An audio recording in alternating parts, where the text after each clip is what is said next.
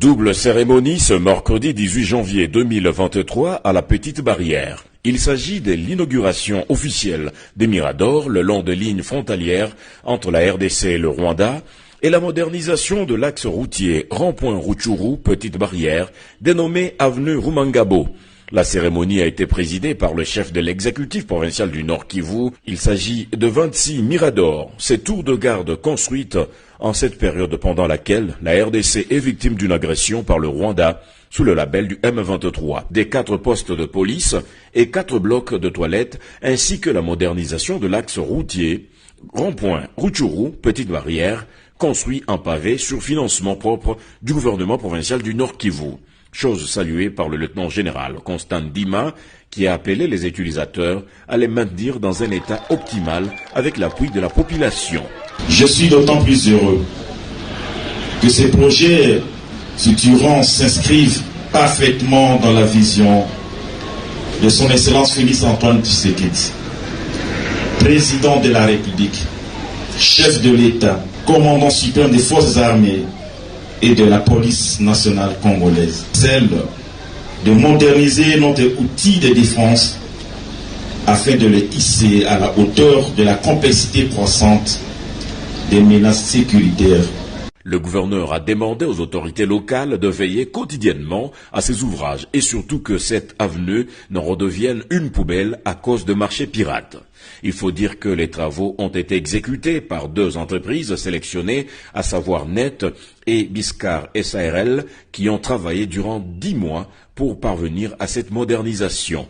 Leur souhait est de voir le projet s'étendre vers d'autres villes frontalières pour la conservation de nos limites. Peu après, le gouverneur militaire a procédé à la coupure des rubans symboliques, question de raviver le sentiment patriotique qui doit caractériser chacun de nous et travailler au développement du pays pour qu'il devienne meilleur. C'est par une visite de Mirador que la cérémonie a été bouclée avec l'autorisation officielle de la mise en service de ces ouvrages. Journée ville morte. Les activités ont été à moitié paralysées au centre-ville de Bunia. Le mot d'ordre de la société civile n'a pas été respecté à 100%. Si les activités ont été timides au marché central de Bunia, à Yambiaya et dans le reste de la ville, par contre, les activités ont tourné normalement. Témoigne le marchand.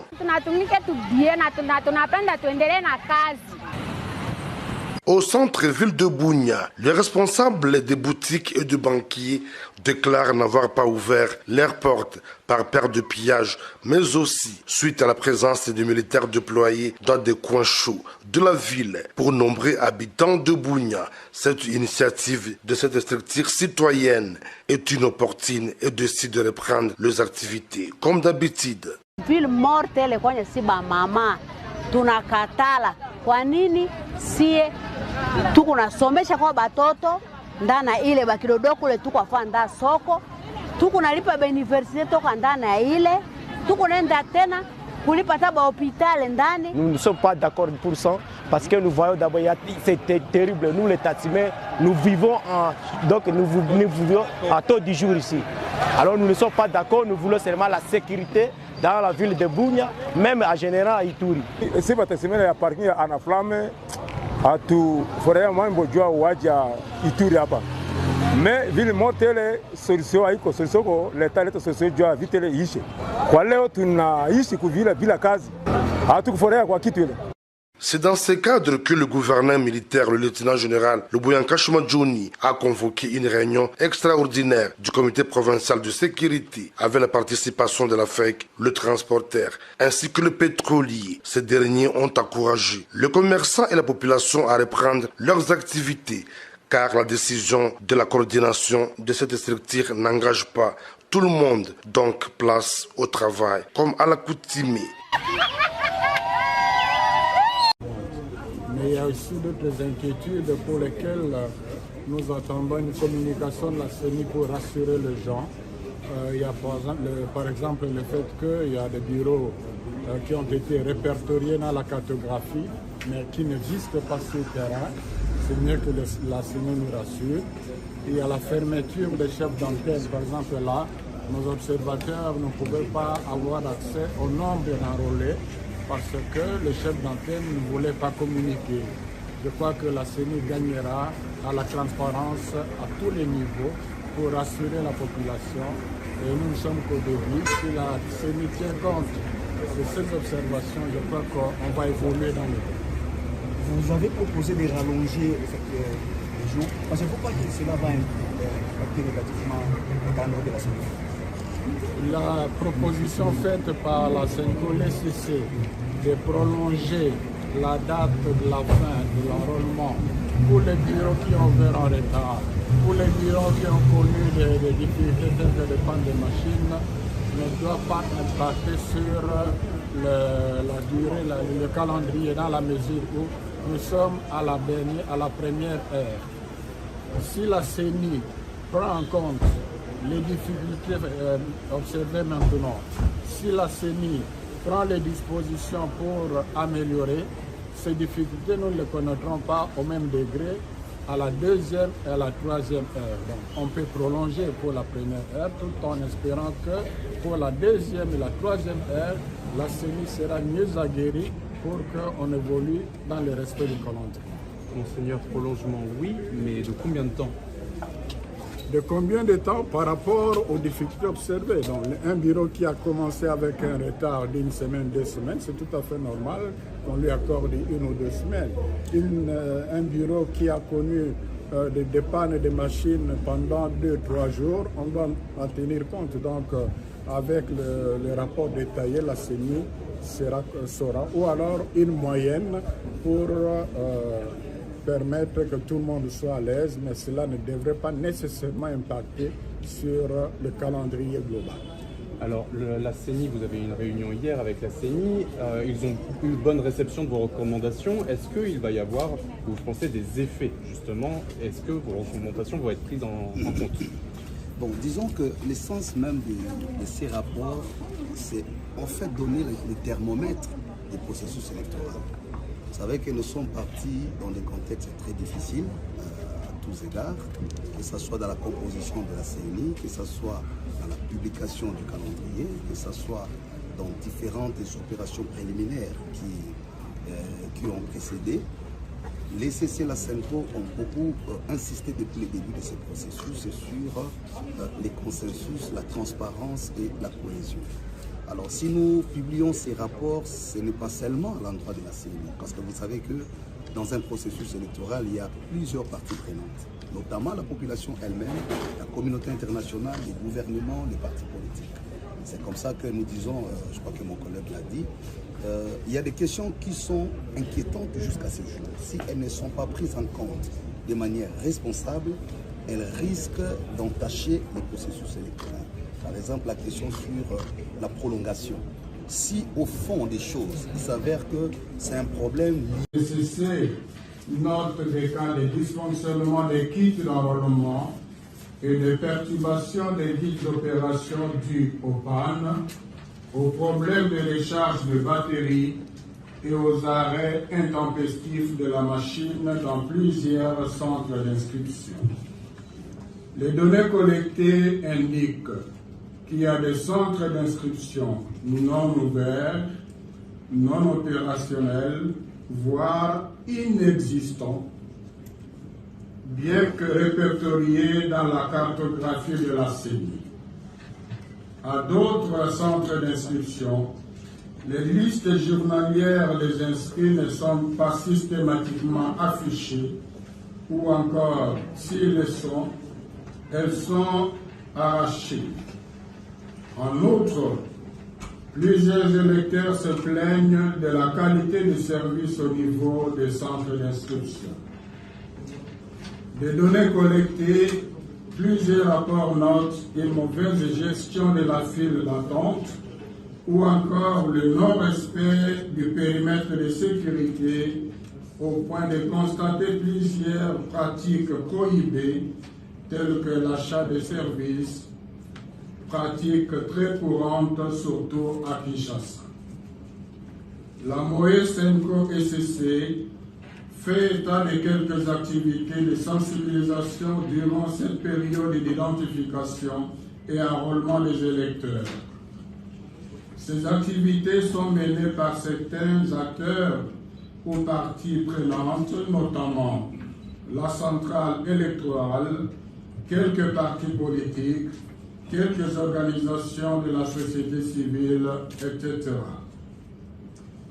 Au regard de ce qui précède, la MOE-SENCO-SCC formule les recommandations suivantes.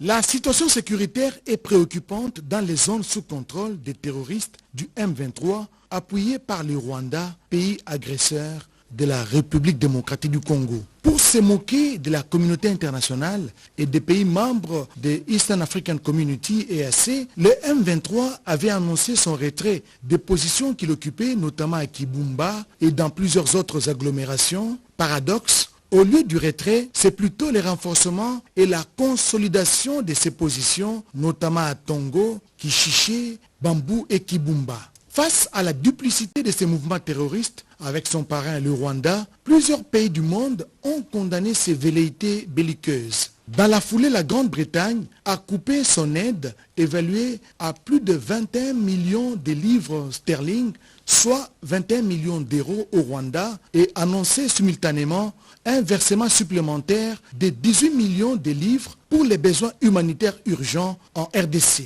D'autres pays comme la Suède, le Pays-Bas avaient fait de même, question d'accentuer la pression internationale sur le Rwanda. Pour les observateurs avertis, d'autres sanctions devraient être prises contre le Rwanda afin qu'il cesse tout soutien au mouvement terroriste M23. L'RDC, au bout de sa patience face à l'agression rwandaise, le pays de Félix-Antoine Tshisekedi veut cette fois-ci en finir avec le groupe rebelle M23 qui continue de fouler au pied tous les différents accords de paix signés. À travers un communiqué, la vice-primature en charge des affaires étrangères fustige cette attitude de ce mouvement rebelle. Edith Chala. Les affaires étrangères, le vice-premier ministre. Communiqué du gouvernement de la République démocratique du Congo en rapport avec la situation sécuritaire au Nord Kivu. Selon la programmation établie par les chefs d'état-major généraux de l'EAC et le commandant de la force régionale de l'EAC en présence du chef du mécanisme ad hoc de vérification à Dar es Salaam le 15 décembre dernier, à la date du dimanche 15 janvier 2023, les terroristes du M23DV, en application du communiqué du mini-sommet de Luanda du 23 novembre 2022, quittaient toutes les zones occupées en territoire congolais pour permettre le rétablissement de l'autorité de l'État dans ces zones et le retour des populations congolaises déplacées à leur domicile. Le gouvernement de la République démocratique du Congo constate que, comme à leurs habitudes, les terroristes du M23 et les autorités rwandaises qui les soutiennent n'ont pas une fois de plus respecté leur engagement au mépris total de la communauté d'Afrique de l'Est, de l'Union africaine, du Conseil de sécurité de l'ONU et des partenaires bilatéraux. En effet, après avoir saboté les résolutions de ce mini-sommet et tourné en dérision les chefs d'État signataires du communiqué final évoqué par des manœuvres dilatoires répétées et des simulacres de retrait du territoire de Kibumba ainsi que du camp militaire de Rumangabo dont il contrôle toujours les localités périphériques et les voies d'accès, le M23 et les forces de défense du Rwanda ont massacré 227 civils congolais innocents dans les localités de Kishiché et Pambo dans la nuit du 29 au 30 novembre dernier. Ils ont poursuivi leur offensive militaire vers le plateau de Massissi au lieu de se retirer vers la montagne de Sabinyo, côté République démocratique du Congo, comme arrêté aussi bien par les chefs d'état-major généraux des forces armées des États de la communauté d'Afrique de l'Est lors de leur réunion de Bujumbura du 8 novembre 2022 que par le mini-sommet de Luanda du 23 novembre 2022. Au demeurant, l'équipe mixte EAC, mécanisme ad hoc de vérification institué dans le cadre du processus de Luanda et mécanisme de vérification élargi de la CIRGL, mandaté pour constater le retrait effectif ou non du M23 de Kibumba, a établi que celui-ci occupe toujours cette localité et continue à rançonner la population par des taxes et autres prélèvements obligatoires. Au surplus, le M23 a empêché l'équipe conjointe de poursuivre sa mission et l'a contrainte à rebrousser chemin. De tout ce qui précède, le gouvernement de la République démocratique du Congo 1. Prend acte du refus répété du M23 d'exécuter les prescrits du plan de paix établi par le mini-sommet de Luanda du 23 novembre 2022 dans le cadre des processus de paix de Nairobi et de Luanda et en application des recommandations du Conseil de sécurité des Nations Unies. 2. Prend acte du non-respect par le Rwanda des engagements pris dans le cadre des processus de Nairobi et de Luanda et du mini-sommet de Luanda du 23 novembre 2022, ainsi que de son refus de cesser de soutenir le groupe terroriste du M23 et d'agresser la RDC. 3. Interpelle l'ONU, l'Union africaine, la CEAE, la CIRGL et les partenaires bilatéraux et leur demande de prendre leurs responsabilités, notamment en sanctionnant, selon leurs mécanismes et règles propres, les autorités rwandaises et les dirigeants du M23, qui ne cessent de les défier et de violer le droit international, ainsi que les droits fondamentaux de l'homme à l'est de la République démocratique du Congo. Quoi qu'il en soit, tout en renouvelant son engagement dans le processus de paix de Nairobi et de Luanda pour le règlement de la crise sécuritaire à l'est de la RDC et pour l'instauration d'une paix ainsi que d'une stabilité durable dans la région des Grands Lacs, le gouvernement de la République démocratique du Congo assumera toutes ses responsabilités constitutionnelles pour sauvegarder l'intégrité territoriale ainsi que la souveraineté de l'État congolais et assurer la sécurité de ses populations. Il n'entend point faiblir ni transiger avec personne quant à ce. La République démocratique du Congo est prête à toute éventualité et se défendra par tous les moyens, dans la ligne droite de la déclaration du chef de l'État le 20 septembre 2022 à la 77e session ordinaire de l'Assemblée générale de l'ONU. Nous, peuple congolais, sommes décidés cette fois-ci à mettre définitivement fin à l'insécurité à l'est de notre pays, quoi qu'il en coûte. Kinshasa, le 17 janvier 2023, le vice-premier ministre, ministre des Affaires étrangères, Christophe Lutundula Apala Peneapala. Tous les chefs d'état-major généraux honoraires de la RDC, désormais derrière la nouvelle politique de la défense présentée il y a de cela quelques semaines, décision prise au terme d'un échange qu'ils ont eu avec le ministre de la Défense nationale et ancien combattant Gilbert Kabanda. C'est un reportage de Thierry Nziazi et Georges-Frédéric Thibault. Après avoir présenté officiellement le mardi 27 décembre dernier le document de politique de défense de la République démocratique du Congo, le chef d'état-major généraux honoraires des FARDC ont été invités par le ministre de la Défense nationale et ancien combattant, le docteur Gilbert Kabanda Kourenga, en vue d'échanger avec ces derniers qui ont une expertise et expérience dans les domaines militaires. Les chefs d'état-major généraux honoraires des forces armées de la République démocratique du Congo soutiennent cette volonté politique qui va faire en sorte que les FARDC remontent en puissance. Nous avons trouvé que cette politique est très constructive et ça va permettre à nos forces armées de disposer sur place à l'intérieur de notre pays certaines industries pour ne pas dépendre d'autres pays qui, à chaque fois lorsque les circonstances changent, on nous impose un embargo total. C'est pour cela que nous avons soutenu l'action du ministre de la Défense tout simplement pour que nous puissions, au sein de notre pays, avoir tout le nécessaire qu'il faut pour le développement harmonieux de nos forces armées. La politique de la défense est l'ensemble des grandes options et principes politiques, stratégiques et militaires en vue d'assurer la défense d'un pays. Et puisqu'il faut le dire, en République démocratique du Congo, la politique de défense n'a pas été formellement définie depuis son accession à l'indépendance en 1960, à en croire le ministre de la Défense nationale, Gilbert Kabanda Kourenga. Le groupe Autodéfense Zaïre, opérant dans le territoire des Djougou, dans la province d'Ilituri, vient de faire marche arrière. Ces miliciens se disent prêts à déposer les armes et pour adhérer au processus de paix. Son porte-parole l'a dit au gouverneur militaire Lubuya Kanchama Johnny. C'est un reportage des Junior Selemani. Gouverneur militaire de l'Ituri, le lieutenant général Lubuya Kanchama Johnny a échangé avec les agents et cadres de la direction générale des recettes de la province de l'Ituri. En toile de fond, l'amour du travail et la conscience professionnelle gage de la maximisation des recettes en vue de booster le développement de la province. Je pense que tout le monde est d'accord. Vous avez vu d'ailleurs leur morale. Ils sont contents. Et nous espérons que nous allons bien commencer cette année pour que, effectivement, même leurs problèmes, ils ont parlé de leur salaire. S'il y a moyen aussi, si la mobilisation, il y a plus de mobilisation, qu'on puisse augmenter aussi le salaire. Parce que ce sont des salaires modiques. Même si moi j'ai augmenté 50%, oui, mais moi je pense que c'est modique. Il faudrait qu'on aille au-delà. Ils ont parlé aussi de tout ce coulage-là et tout. Et nous allons essayer un peu de renforcer la sécurité parce que nous allons parler d'un contrôle interne peut-être qui n'existe pas pour que effectivement il y ait canalisation de recettes et qu'il y ait mobilisation de recettes de sorte que notre province aille de l'avant. Le message de l'autorité provinciale a trouvé un écho favorable auprès du directeur général de cette régie provinciale qui promet d'imprimer à la lettre les recommandations du gouverneur militaire. L'autorité a mis sa confiance totale en nous et nous ne devons pas aussi décevoir l'autorité provinciale qui attend de nous vraiment les résultats, un résultat palpable.